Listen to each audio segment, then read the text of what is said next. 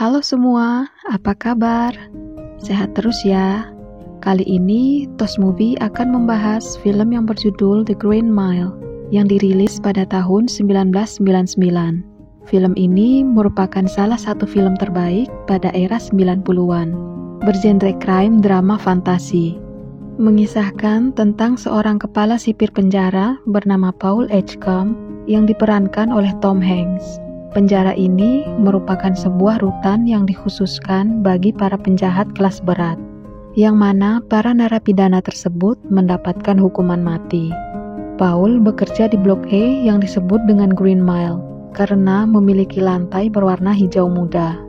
Di Blok E, Paul tidak bertugas sendirian. Ia memiliki 4 rekan yang senantiasa membantunya. Para sipir ini juga bertugas melakukan eksekusi mati menggunakan kursi listrik bagi para penjahat kelas berat tersebut. Sebelum tahun 1890, Amerika menerapkan hukuman mati dengan cara gantung diri. Beberapa narapidana yang dihukum gantung meninggal setelah 30 menit sesak napas, dan ada pula kasus yang gagal. Akhirnya, para aktivis hak asasi manusia pada saat itu menyelidiki cara eksekusi yang lebih manusiawi. Secara tidak sengaja, seorang dokter gigi bernama Alfred Southwick, yang merupakan salah satu anggota aktivis tersebut, mendengar berita seorang pria lanjut usia yang mabuk meninggal seketika setelah tak sengaja menyentuh terminal generator listrik. Akhirnya, ia memiliki ide untuk menggunakan aliran listrik sebagai hukuman mati. Kursi listrik pun mulai dikembangkan, salah satunya oleh karyawan Thomas Alva Edison di West Orange, New Jersey pada akhir tahun 1888 dan pertama kali digunakan pada tahun 1890 oleh narapidana bernama William Kemmler yang didakwa karena membunuh istrinya menggunakan kapak akibat pengaruh alkohol. Kemmler diberikan sengatan listrik dengan daya hingga mencapai 1030 volt, yang kemudian meninggal setelah 2 menit tersetrum. Meski menuai pro dan kontra karena dianggap lebih sadis, metode hukuman mati dengan sengatan listrik diadopsi di 26 negara bagian di Amerika Serikat hingga tahun 1949. Beberapa dekade kemudian, metode ini mulai ditinggalkan dan digantikan dengan hukuman suntik mati. Kembali ke scene, suatu hari Green Mile dihebohkan dengan kedatangan narapidana baru bernama John Coffey, seorang pria kulit hitam yang memiliki tubuh tinggi besar lagi menyeramkan. John merupakan terpidana kasus pemerkosaan dan pembunuhan 2 gadis kulit putih di Louisiana.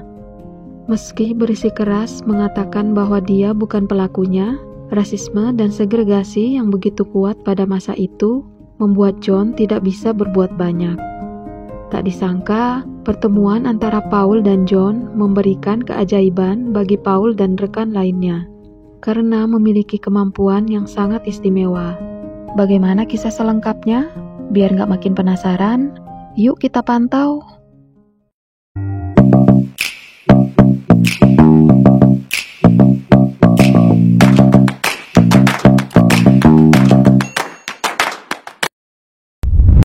Pada tahun 1999, Paul tinggal di sebuah panti jompo. Setiap pagi, ketika semua orang sedang sarapan, ia selalu meminta roti dingin kepada pelayan dan membawanya sambil berjalan ke sebuah bukit yang tidak jauh dari tempat tinggalnya. Saat ia kembali, Paul berkumpul bersama teman-temannya untuk menikmati hiburan di televisi. Namun, salah satu temannya mengganti channel TV pada sebuah film yang menunjukkan pria dan wanita sedang berdansa. Tanpa diduga-duga, Paul nampak menjadi emosional dan menangis. Kemudian ia pergi dari tempat itu. Sahabatnya bernama Ellie menemani ia di ruang santai. Sambil bercengkrama, Paul bernostalgia menceritakan kisah hidupnya saat menjadi kepala sipir penjara, di mana kenangan itu tidak akan pernah ia lupakan seumur hidupnya. Pada tahun 1935, saat itu Paul berusia 44 tahun. di mana ia sedang mengidap infeksi saluran kencing yang cukup parah. Ia selalu kesakitan saat buang air kecil. Namun, Paul selalu menjalani tugasnya dengan profesional. Paul merupakan orang yang bijaksana dan memiliki rasa kemanusiaan yang tinggi. Ia ditemani rekan-rekannya bernama Brutal, salah satu rekan yang baik dan selalu mendukung prinsip yang ia pegang. Dean salah satu sipir yang termuda, dan sipir bernama Harry. Saat itu, mereka kedatangan narapidana baru yang dibawa oleh sipir bernama Percy. Merupakan sipir yang paling arogan dan suka berbuat onar. Sambil kaki dan tangannya dirantai, Percy membawanya masuk ke blok E. Di sana, Paul berdiri tegap menanti kedatangan mereka. Dan betapa terkejutnya Paul dan lainnya melihat postur tubuhnya yang begitu besar dan mengintimidasi. Narapidana tersebut bernama John Coffey. Ia menempati sel paling pojok di Green Mile. Saat Paul mengajaknya bicara, ia meminta Paul untuk tetap menyalakan lampu saat malam hari, karena ia takut akan kegelapan.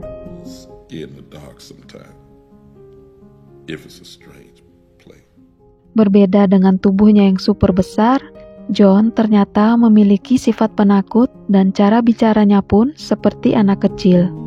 Paul dan rekan lainnya terheran-heran mengapa orang yang seperti mengidap gangguan mental dibawa ke sel khusus untuk eksekusi mati. Kemudian, Paul membaca riwayat kasus John yang menjadi penyebab ia mendapatkan hukuman mati. Suatu hari di Louisiana, seorang ayah kehilangan 2 gadis kecilnya dengan meninggalkan bercak darah di lantai rumahnya. Kemudian bersama seluruh warga, di mana mayoritas berkulit putih, mencari gadis tersebut hingga di tengah hutan.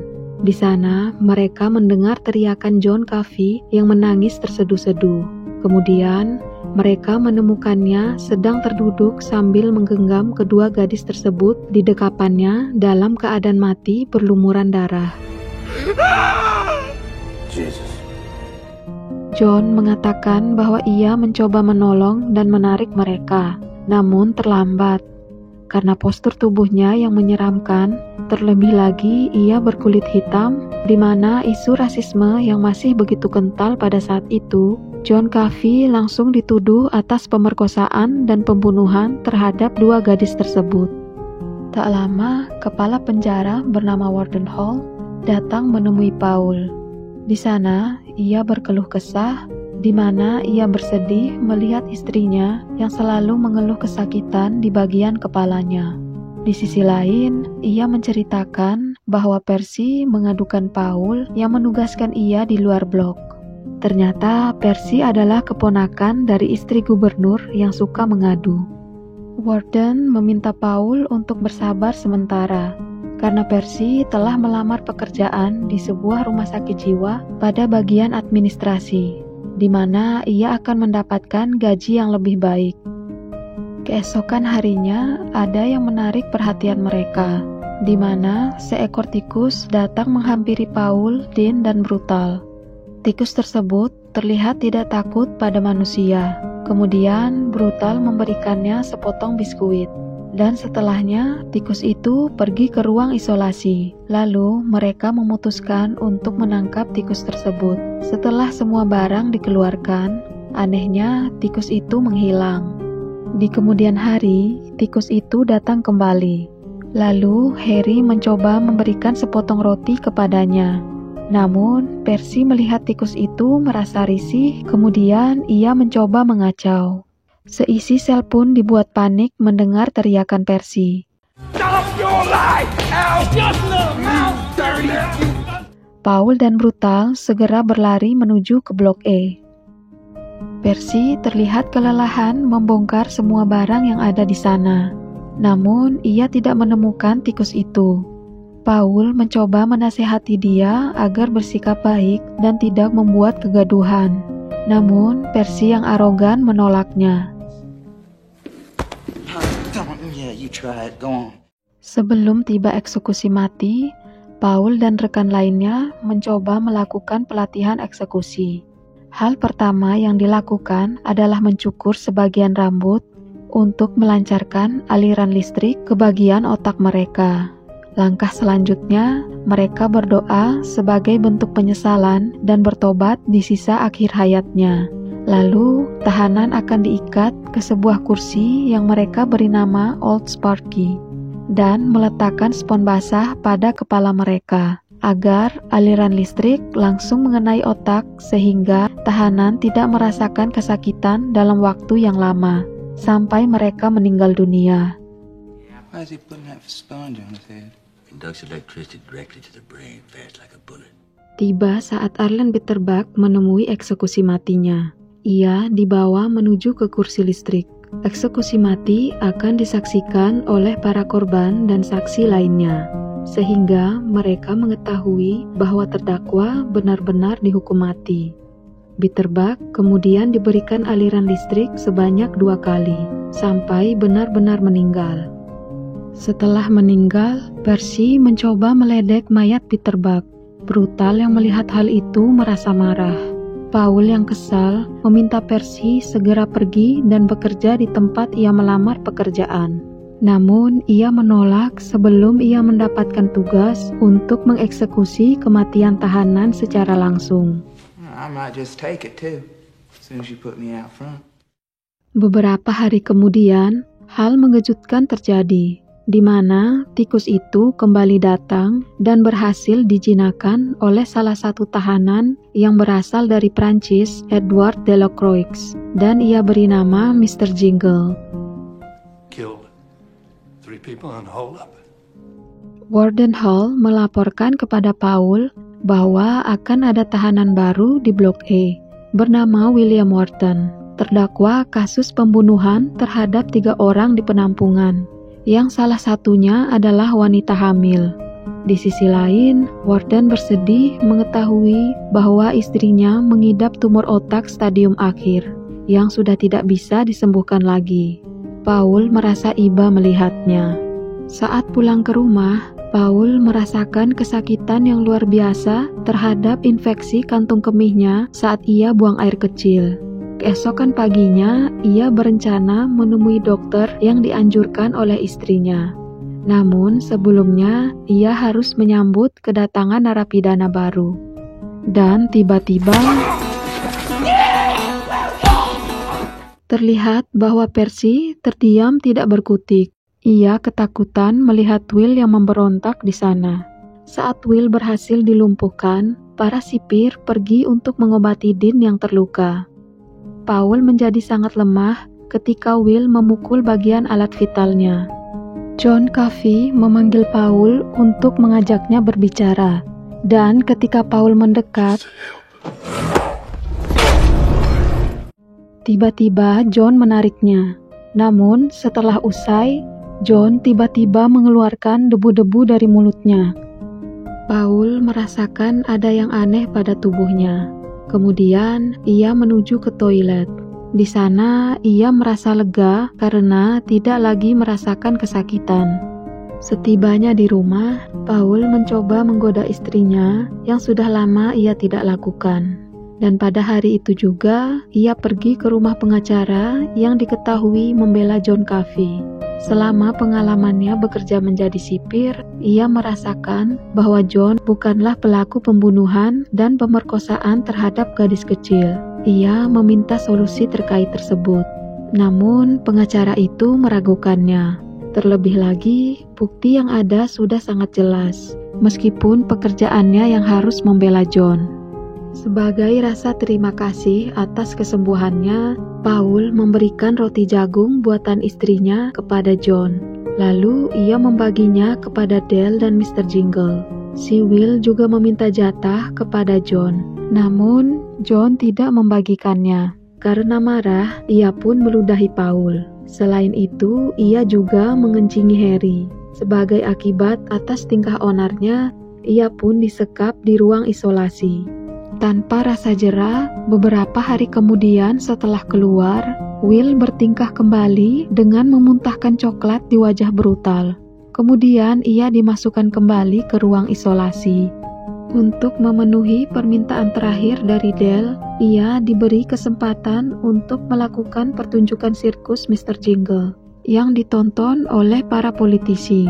Secara diam-diam, mereka akan melakukan pelatihan untuk eksekusi kematiannya. Dan Percy didaulat berada di depan kursi listrik tersebut. Selesai pertunjukan, Dale merasa senang karena ia bisa menghibur para politisi. Namun, Percy tetap saja meledeknya. Dan tiba-tiba ia dicekik oleh Will, sampai membuatnya kencing di celana. Dale tertawa puas melihatnya. Percy merasa sangat malu dan mengancam kepada sipir lain untuk merahasiakan hal tersebut. Sebelum eksekusinya berlangsung, Paul dan Brutal berjanji kepada Dale akan membawa Mr. Jingle ke pusat wisata di Florida dan menjadikan Mr. Jingle sebagai tikus sirkus di sana. Dale merasa senang mendengarnya. Namun, tiba-tiba senyumnya hilang akibat perbuatan Percy. John dengan kemampuannya menawarkan bantuan untuk menyembuhkan Mr. Jingle, yang kemudian Mr. Jingle kembali hidup. Lalu, John mengeluarkan debu-debu dari mulutnya. Seketika, para sipir tercengang melihatnya. John memiliki kemampuan untuk menghisap seluruh penyakit yang ada di tubuh. Kemudian, ia mengeluarkan berupa debu-debu melalui mulutnya. Ia juga merasakan serta mampu membaca isi hati seseorang. Paul mengecam Percy untuk segera pergi dari Green Mile setelah eksekusi tersebut, sesuai dengan kesepakatan yang pernah dibuat. Jika tidak, ia akan membeberkan kebusukan Percy. Tiba saat eksekusinya, Dale dibawa ke kursi kematian. Percy yang masih memiliki dendam terhadap Dale sengaja tidak membasahkan spons yang diletakkan di kepalanya, hingga membuat aliran listrik lambat masuk ke bagian otaknya, sampai membuat semuanya panik karena Dale tidak kunjung mati. Dale terus merasakan kesakitan yang lama. Bahkan John dan Mr. Jingle juga merasakan kesakitan yang dirasakan oleh Dale, sampai tubuhnya hangus terbakar. Kesal dengan perbuatan keji Percy, Brutal kemudian menghajarnya. Beberapa hari kemudian, Paul dan istrinya menjenguk Melinda, istri dari Warden Hall yang mengidap tumor otak.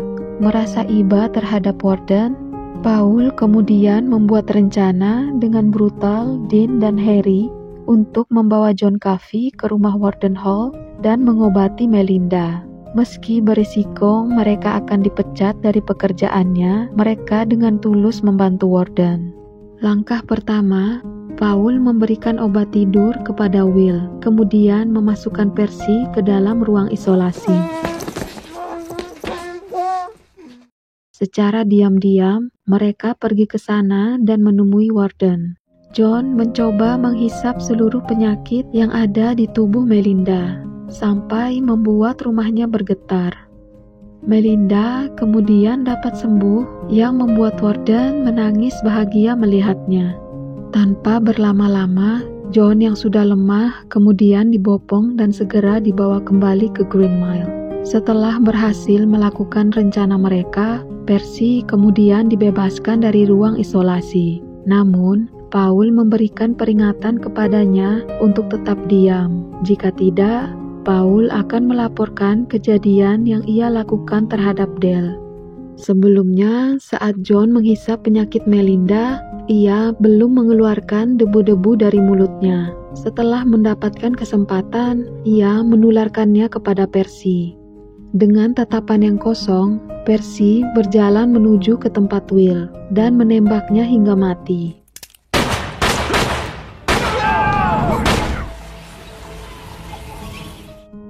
Paul yang terkejut bertanya kepada John mengapa ia melakukannya. John merasakan perbuatan Will setelah menyentuh tangannya, sehingga ia ingin menghukum mereka berdua yang telah berbuat jahat. John kemudian meminta Paul untuk menyentuh tangannya, agar Paul merasakan apa yang ia rasakan selama ini. Dan fakta sesungguhnya pun terungkap. Ternyata Will lah yang membunuh sekaligus memperkosa 2 gadis kecil yang dituduhkan kepada John. Son, can you hear me? Percy yang berencana bekerja di rumah sakit jiwa, pada akhirnya ia menjadi pasien penyakit jiwa di sana. Sebelum eksekusinya, Paul mencoba menanyakan permintaan terakhir John. Bahkan, ia bersedia membawa John kabur dari penjara.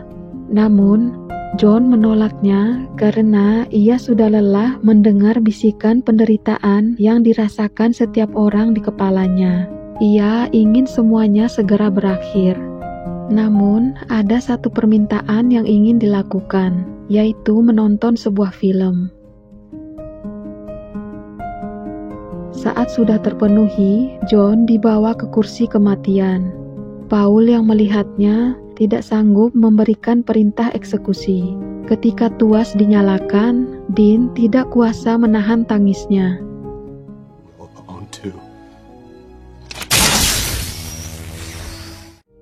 Karena rasa bersalahnya, eksekusi kepada John menjadi yang terakhir bagi Paul. Kemudian, ia dan Brutal pindah ke lapas anak-anak. Paul tua mengajak Ellie ke sebuah rumah kosong yang berada di hutan. Ternyata, di sana dia masih memelihara Mr. Jingle.